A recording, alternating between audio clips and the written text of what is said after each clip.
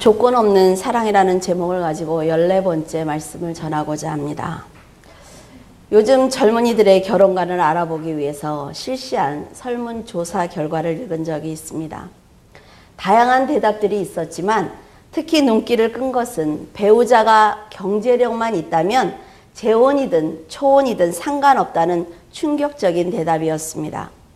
평생을 함께할 배우자를 생각하는 기준이 경제력이라는 말에 자녀를 가진 부모의 마음이 서늘해지는 것을 느꼈어요. 저희가 결혼할 때만 해도 상대가 어떤 조건이든 사랑을 하는 것이 첫째 조건이었습니다. 사랑을 해야만 결혼하는 것 아닙니까? 물론 요즘 젊은 사람들도 사랑 때문에 결혼을 합니다. 그런데 그 반면에 어떤 이들은 사랑보다 조건을 우선시한다 말이죠. 세상을 살다 보면 사랑만 가지고 살 수는 없습니다. 여러분이 살아보시니까 어때요? 경제적으로 받쳐주지 않으면 살 수가 없어요. 경제력이 없으면 가정과 자녀를 지킬 수 없어서 죽도록 사랑했던 그 마음이 사라지는 것도 느낄 때가 있습니다. 그래서 많은 부부들이 미움으로 갈등을 하다가 돌아서는 것을 볼 수가 있다 말이죠. 그래서 사랑과 가정을 지키기 위해서는 세상에서 열심히 살아내야만 합니다. 저는 청년들에게 결혼과 연애 상담을 해줄 때가 있어요. 그들에게 반드시 해주는 말이 있습니다. 남자 청년들한테는 여자가 자네를 더 사랑하는 것보다 자네가 여자를 더 사랑할 때 결혼하라는 말을 해줍니다. 반대로 자매들에게는 남자를 물론 사랑하는 거지요. 그 강도를 얘기하는 거예요. 남자를 물론 사랑해야 되지만 자신을 더 많이 사랑해주는 사람과 결혼을 해야만 행복할 수 있다. 이렇게 말을 해줘요.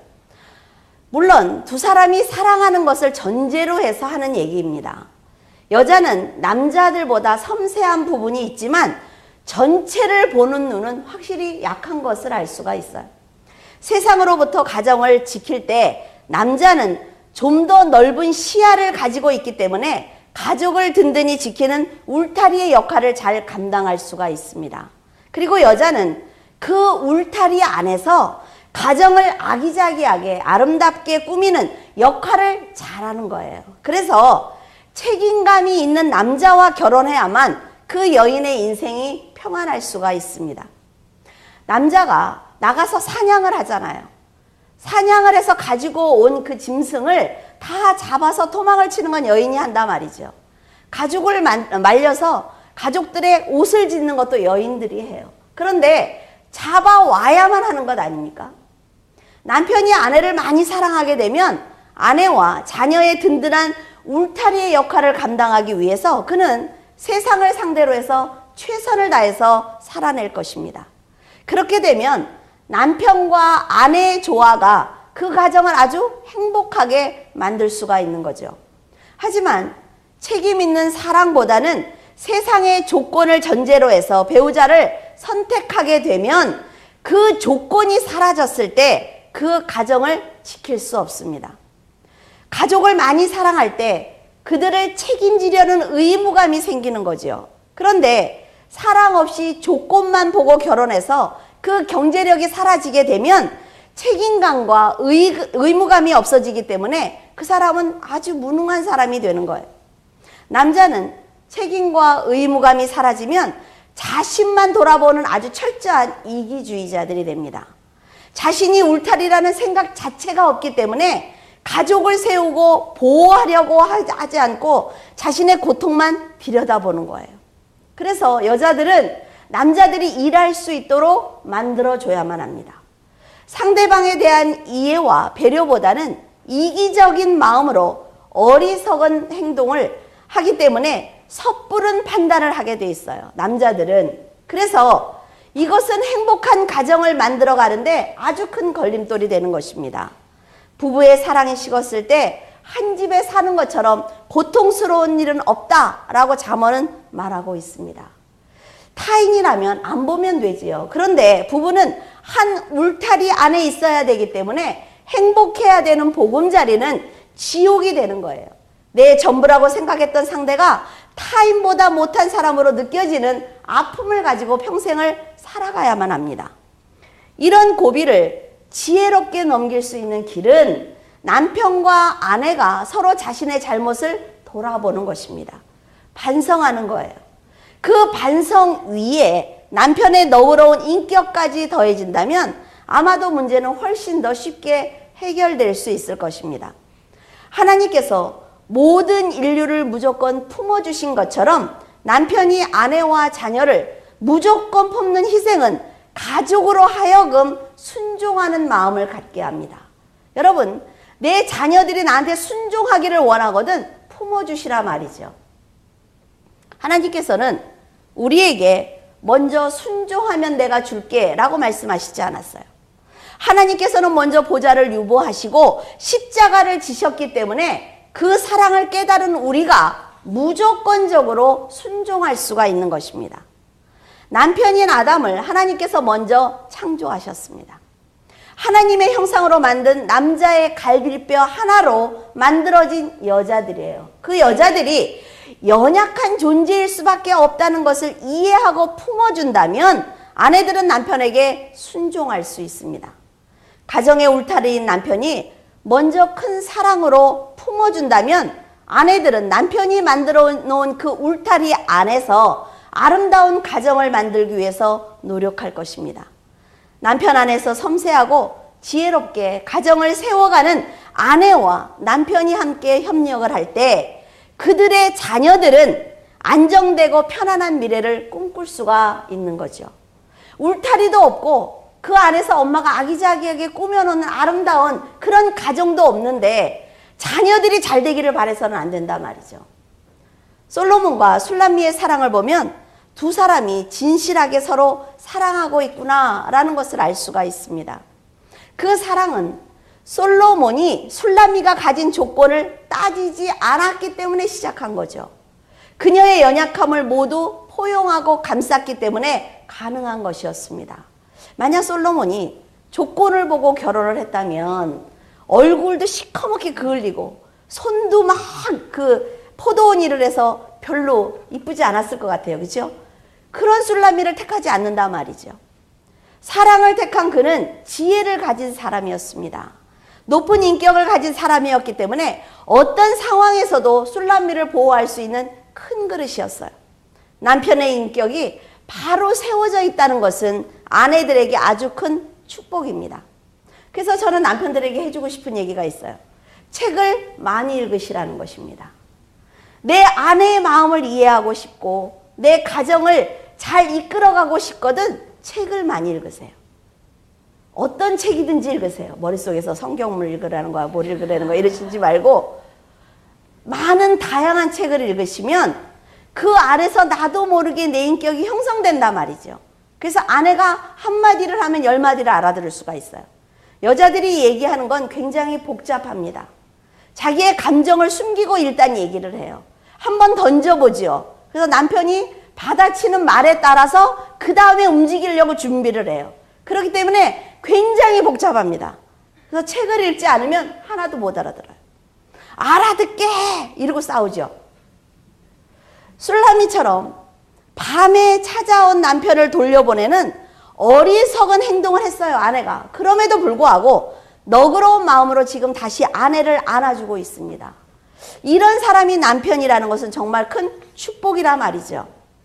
이런 너그러움은 하나님을 자기의 주인으로 삼을 때 가능합니다. 내 아내와 가정을 지키겠다는 마음이 있을 때 할 수 있는 행동인 것입니다. 사람들은 솔로몬이 왕이기 때문에 그에게 이렇게 얘기를 할 거예요. 당신은 축복을 받은 왕입니다. 당신은 정말 대단합니다. 당신은 왜 이렇게 멋있습니까? 라고 말을 하지요. 그런데 솔로몬이 만약에 왕의 자리를 잃었을 때 사람들이 그에게 동일한 말을 할까요? 하지 않는다 말이에요. 술람미는 조건을 보지 않고 솔로몬을 택했기 때문에 솔로몬이 왕의 자리에서 내려와도 그의 곁에 남는 것은 술람미뿐일 것입니다. 부부가 이런 거죠. 어떤 상황에서도 자신을 사랑해줄 남편이 있기 때문에 술람미는 지금 많은 사람들 앞에서 자기가 얼마나 행복한지 아름다운 춤을 추고 있습니다. 가정은 이렇게 부부의 사랑으로 만들어가는 안식처예요. 두 사람만의 요새입니다. 하나님께서도 부부가 가정을 지키려고 노력을 하고 서로 섬기려고 노력을 할 때 그 가정을 세상으로부터 지켜주시는 것입니다. 부부가 등불이라면 하나님께서 바람을 막아주시는 등의 역할을 감당해 주실 것입니다. 불이 꺼지지 않고 온 세상을 향하여 빛을 낼 수 있도록 하나님께서 분명히 보호하실 거예요. 믿음으로 열심히 살던 부부가 지칠 때도 있습니다. 그럴 때는 성령의 기름을 채워주실 것입니다. 어떤 폭풍이 불어와도 막아주시는 아버지가 되어주실 거예요. 두 사람이 하나가 되었을 때 그 가정은 든든한 것입니다. 하나님께서 이렇게 성도를 사랑하시듯 남편과 아내는 서로가 가진 귀한 능력을 발휘할 수 있도록 격려해야만 합니다. 하나님의 크신 사랑을 받는 성도들이 더 많은 열매를 맺는 것처럼 아버지가 어머니를 깊이 사랑하는 모습을 본 자녀들은 아버지의 깊고 진실한 사랑을 배우게 되어 있습니다. 그래서 그의 미래가 더욱더 멋진 거예요. 아빠가요, 엄마한테 무심코 툭툭 던지면서 멸시하는 투의 말을 하면 자녀들은 100% 부모에게, 엄마에게 똑같이 합니다. 함부로 해요. 그런데 아빠가 엄마를 섬기고 높여주면 자녀들은 절대로 엄마한테 대들지 않습니다. 그게 뭐예요? 아빠한테 권위가 있다는 거죠. 아빠가 하는 대로 따라하는 거예요. 그래서 가정에서 가장이 어떻게 행동을 하느냐, 이것은 아주 중요한 것입니다. 11절에 보면 술람미는 남편인 솔로몬과 단둘이 있고 싶었어요. 곁에 있는 신하도 호위하는 군사들도 화려한 궁도 아닌 오직 남편과 둘이 있고 싶었습니다. 한 나라를 다스리는 왕이 아니라 오로지 자기의 남편으로, 화려한 궁이 아니라 두 사람이 마음 놓고 대화할 수 있는 동네로 나가서 대화하고 싶었어요. 성도들도 하나님을 하늘에 계신 왕으로만 대하면 삶 속에서 일어나는 문제에 대해서 깊은 대화를 절대로 나누지 못합니다. 신으로만 대하면 절대로 여러분의 문제를 내어놓지 못해요. 그 누구의 방해도 받지 않고 오직 하나님과 단둘이 아버지와 자녀로서의 대화를 해야만 하나님의 응답을 받을 수가 있어요. 하나님은 보좌에서 그냥 땅을 내려다보시는 분이 아니에요. 자녀들의 삶 속으로 들어오셔서 적극적으로 돕고 계시는 분입니다. 자녀들의 미래에 대해서 관심을 갖고 인도해 주기를 원하시는 분이라 말이죠. 여러분들이 잠잠히 기도할 때, 조용할 때, 방에서도 좋고 교회 나와서 좋아요. 조용히 한번 기도를 해보세요. 하나님이라고 불러보세요. 아버지라고 불러보세요. 반드시 대답을 하십니다. 또 대답을 안 했다고 또 내가 또 혼자 생각하지 말고, 또 하나님 앞에 정말 깊이 하나님을 사랑해서 기도하면 하나님은 응답하신단 말이죠. 술람미가 솔로몬을 왕으로 대했다면 남편에게 사랑을 받는 아내가 아니라 많은 왕비 중에 하나의 아내일 뿐입니다. 여러분도 하나님을 아버지로 대하지 않고 그저 하늘에 있는 신으로만 대하면 많이 있는, 여럿 있는 기독교인 중에 한 명일 뿐이에요. 술람미가 들러가서 동네에서 유숙하자고 한 것처럼 하나님을 여러분이 살고 있는 가정과 자녀들과 내 심령, 삶 속에 모셔서 어려움과 아픔과 근심을 다 내어놓고 함께 삶을 풀어가야만 합니다. 여러분이 생각을 했을 때 내가 여기까지, 이 문제는 내가 해결할 수 있어. 그러면 기도 안 해요. 왜? 내가 해결할 수 있는 문제니까 기도하지 않습니다. 그런데 그 이상의 것은 내가 할 수 없는 일이야. 그러면 그때 기도한단 말이에요. 늦습니다. 여러분, 여러분에게 어떤 문제가 있든 작은 일이든 처음부터 기도하세요. 하나님, 한 발자국 나는 걸을 수 있지만 하나님이 함께 동행하시면 더 쉬운 길로, 더 좋은 방향으로 잡아서 갈 수 있습니다. 이쪽 방향으로 가는 것과 이쪽 방향으로 시작하는 건 여러분 천지 차이입니다. 하나님과 동행하는 건 직진하는 거예요. 그런데 나 혼자 가보겠다고 하면 좌회전 우회전 한단 말이죠. 그러면 늦는단 말이에요. 여러분의 가장 솔직한 마음을 드릴 때 하나님께서는 아버지로, 보호자로 여러분의 아픔을 대신 지실 것입니다. 솔로몬은 왕의 능력을 가지고 친절한 남편의 마음으로 술람미에게 다가왔어요. 그가 지금 남편으로 다가오지만 그가 가지고 있는 것은 왕의 권세라 말이죠. 하나님과 둘이 있는 시간을 많이 만드는 성도는 그리스도께서 왕의 능력을 가지고 신부인 여러분의 어려움을 무조건 도와주실 것입니다. 하나님을 이용하시라 말해요. 나를 위해서가 아니라 하나님의 나라를 위해서 하나님과 함께 동행하세요. 그러면 나는 하나를 원했는데 분명히 하나님은 100을 주시는 거예요. 하나님의 역사하심을 보면서 가야만 흔들리지 않습니다. 12절에 술람미는 포도원으로 가서 포도움이 돋았는지 꽃술이 퍼졌는지 석류꽃이 피었는지 보자고 하면서 거기서 내가 나의 사랑을 남편에게 주겠다, 당신에게 주겠다 이렇게 말을 했습니다. 술람미는 아침 일찍 일어나서 솔로몬과 함께 꽃이 피어있는 포도원을 둘러보고 싶었지요. 그래서 남편과 함께 향기도 맡고 석류꽃도 보면서 기쁨을 나누고 싶었습니다. 든든한 남편과 함께 포도원을 둘러보면서 열매가 맺힐 꽃들을 함께 바라보는 행복은 그 어떤 것보다 기쁨일 것입니다. 이런 것을 보면 부부가 둘만의 여행을 떠나는 것을 저는 권장합니다. 아이들을 놔두고 맡길 때가 있으면 놔두고 두 분이 함께 여행을 떠나는 것 아주 좋아요. 그래서 자기의 마음을 얘기하고 서로 이해하는 것, 그건 아주 좋다고 생각을 합니다. 그 누구의 방해도 받지 않고 두 사람을 위한 여행을 함께 떠나서 마음을 나누며 자연을 통해서 안식을 얻는 것, 그것은 아주 중요하다고 생각을 해요. 곁에 함께 있는 사람들 역시 중요합니다. 그런데 부부 사이만큼 소중하지는 않단 말이죠. 부부가 함께 이해하고 하나가 되면 여러분 세상이 두렵지 않습니다. 그런데 이것이 깨어지면 자신이 없어진단 말이죠. 부부관계를 해치는 모든 환경과 사람과 문제들을 단호하게 자르시기를 바라요. 하나님께서 허락하신 가정을 지킬 줄 아는 사람이 지혜로운 사람입니다. 술람미가 솔로몬에게 도단하는 포도움과 꽃들과 석류꽃을 보여주고 싶은 것처럼 성도들은 영혼의 구원을 위해서 지금 내가 얼마나 노력을 했는지, 내가 노력한 그 믿음의 수고의 결실이 어떻게 아름답게 열렸는지 하나님께 보여드려야 합니다. 포도움이 돋아야만 꽃이 피는 것처럼 성도들이 뿌린 복음의 씨앗이 움이 돋았는지, 아니면 어느새 성장해서 꽃을 피웠는지 사랑하는 하나님께 보여드리고 싶은 마음이 항상 있어야만 게으르지 않아요. 사명을 감당할 수 있습니다. 하나님께서 네가 영혼의 꽃을 얼마나 피웠어? 그래도 그냥 심었으니까 가서 보세요. 이러면 못 산단 말이죠. 여러분이 뿌린 씨앗은 얼마나 자랐습니까? 뿌리를 얼마나 내렸어요? 설령 이제 5m서 작은 싹이 나왔다고 해도 그 자리에 하나님을 모시면 하나님은 기뻐하실 것입니다. 여러분, 하나님은 여러분에게 큰 것을 원하는 것이 아니에요. 지금 움직이기를 원하십니다. 지금 누워있고 게으른 것을 원하시는 것이 아니라 일어나서 무엇인가 하려고 마음을 먹는 것을 원하신단 말이죠.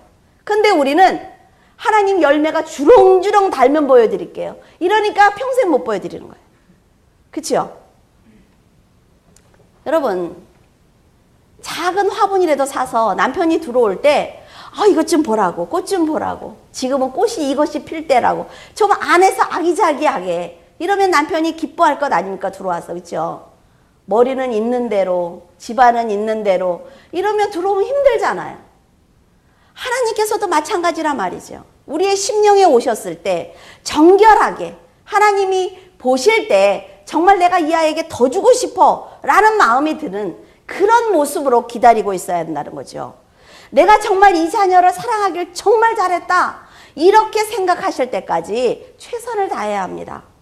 하나님께서는 여러분에게 큰 것을 바라는 것이 아니에요. 감사하는 마음을 원하시는 것입니다. 사랑의 고백을 원하시는 거예요.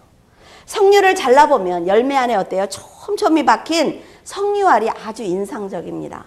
이스라엘에서는 여성이 자녀를 많이 낳는 것을 상징해서 성류를 다산의 축복으로 본다고 해요. 성막에서 일하는 대제사장이 입는 옷을 보면 에봇 받친 겉옷 끝에 성류와 그 금방울이 하나씩 이렇게 달려 있어요. 대제사장이 누구입니까? 그는 이스라엘의 백성들의 죄를 대신해서 죽은 동물의 피를 1년에 한 번씩 지성소에 가지고 들어가는 사람이죠. 그런 역할을 감당하는 사람입니다. 대속의 피를 뿌리는 귀한 역할을 감당하는 대제사장의 옷에 지금 성류 방울을 달아놓은 거예요.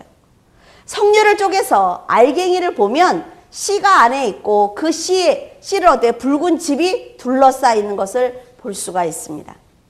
붉은 즙은 보혈을 상징을 해요. 그래서 대속하실 그리스도를 의미합니다.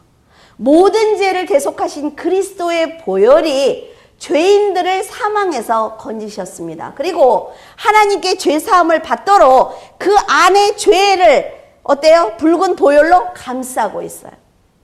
둘러싸고 계시는 것입니다. 성도는 그래서 성류 열매를 가지고 있어야 돼요. 그리스도의 사랑을 받는 성도들에게 성류 열매가 없다면 진리를 모르는 자입니다. 대속의 감사를 모르는 자가 되는 거죠.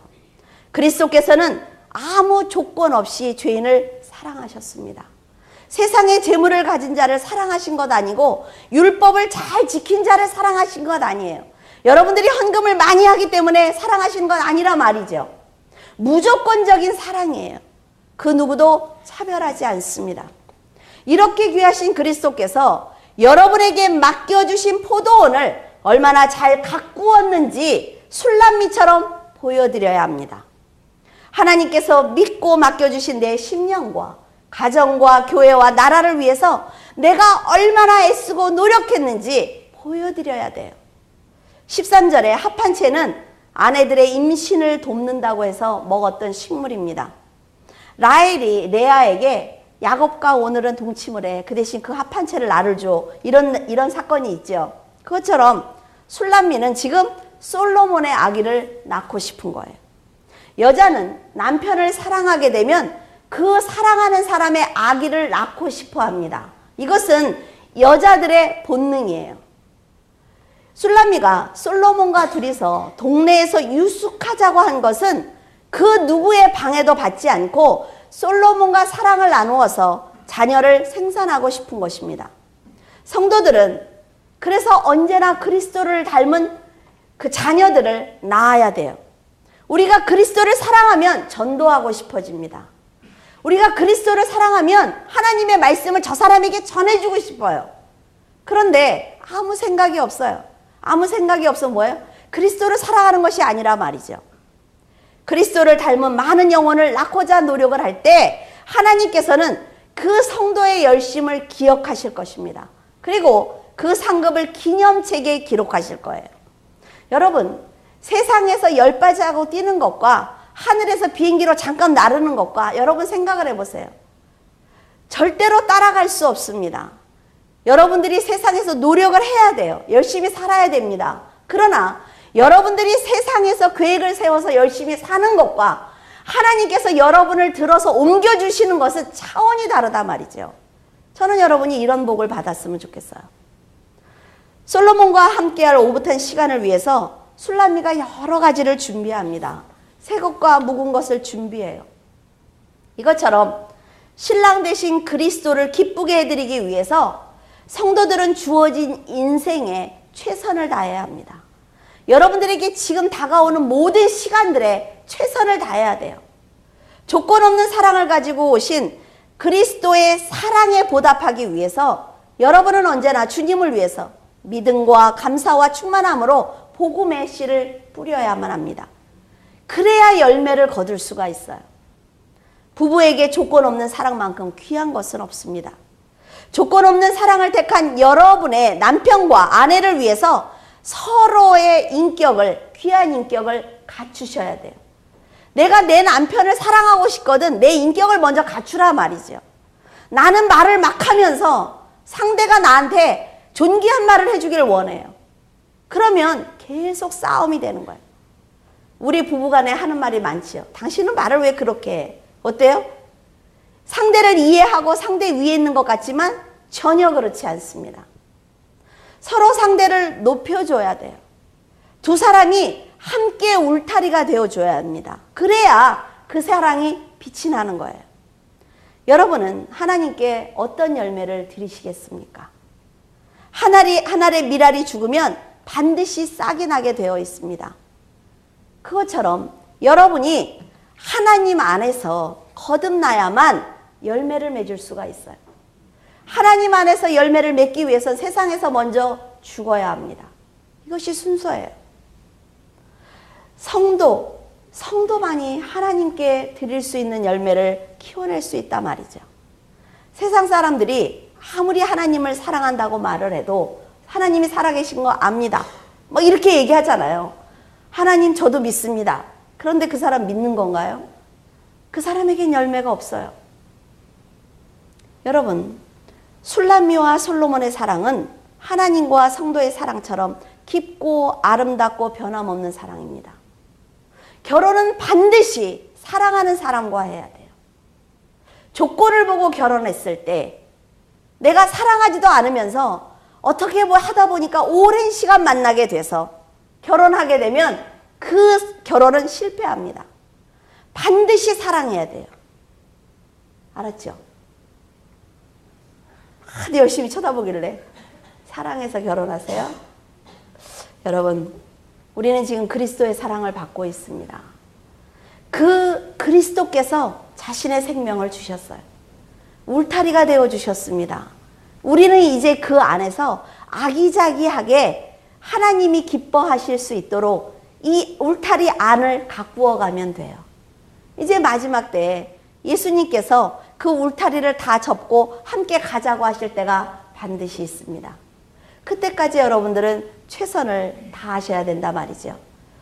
여러분, 하나님의 사랑을 나눌 줄 아는 귀한 성도가 되시기를 예수 그리스도의 이름으로 축원을 드립니다. 기도하겠습니다. 살아서 역사하신 하나님, 은혜를 감사를 드립니다. 저희들이 먼저 드린 사랑이 아니라 하나님께서 무조건적으로 저희들에게 주신 사랑입니다.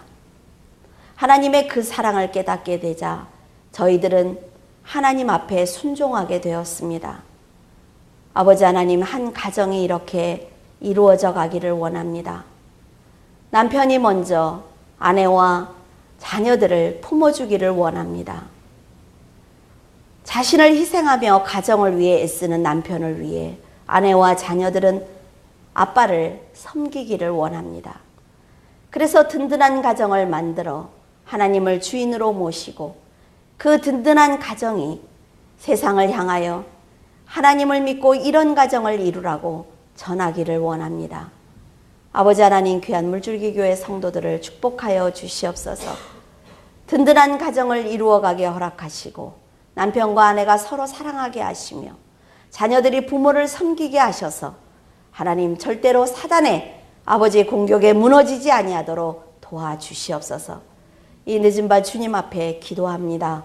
아버지 하나님께서 기도를 기억하여 주시옵시고 이들의 삶 속으로 들어가셔서 하나님 모든 어려움과 문제들을 해결하여 주셔서 더욱더 하나님을 위해서 살아갈 수 있도록 축복하여 주시옵소서. 주님께서 함께 하심을 감사하며 우리 주 예수 그리스도 이름으로 기도드립니다. 아멘.